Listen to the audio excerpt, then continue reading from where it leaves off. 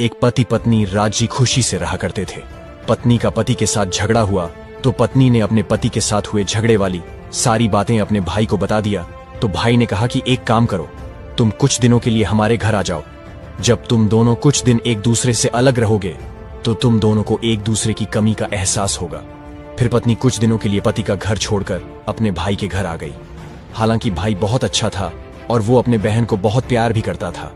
कहते हैं ना कि भाई चाहे कितना भी अच्छा क्यों ना हो, लेकिन अगर कोई भी काम भाभी की मर्जी के ना हो तो घर का माहौल खराब होने में देर नहीं लगती।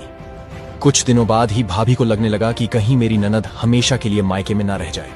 इसीलिए वो दूसरों पर डालकर अपने ननद को हर दिन कुछ ना कुछ ताना मारने लगी कि ये घर छोड़ने वाली लड़कियों का ना कोई घर नहीं होता। अपनी ससुराल छोड़ने के बाद न घर की रहती है न घाट की। ननद ने अपने भाभी के इशारे को अच्छे से समझने लगी। कुछ ही दिनों में पत्नी को लगने लगा कि यह अब मेरा मायका नहीं है, बल्कि अब यह भाभी का घर है। इधर पति को भी अकेलापन महसूस होने लगा तो वो अपने पत्नी को वापस लेने के लिए ससुराल आया। तो पत्नी अपने पति से लिपट कर रोने लगी। फिर पति अपने पत्नी के आंसू पोंछे। फिर पत्नी अपने भाई का घर छोड़कर वापस ससुराल आ गई। रास्ते भर पत्नी बस यही सोचती रही कि जब तक घर में माँ होती है तब तक ही मायका अपना घर लगता है, उसके बाद तो सिर्फ भाभी का घर बन जाता है। इसलिए शायद तभी तो कहते हैं कि मायका माँ से ही होता है।